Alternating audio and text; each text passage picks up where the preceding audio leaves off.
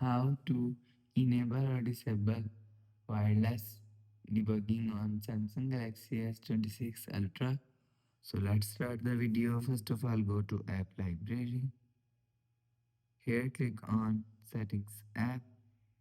Now in Setting, scroll down to and click on Developer option.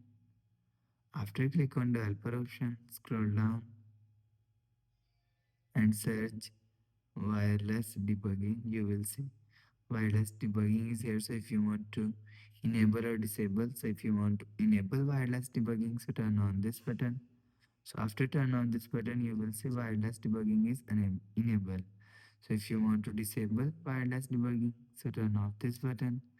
After turn off this button, you will see wireless debugging is disabled. So you will enable or disable wireless debugging from here.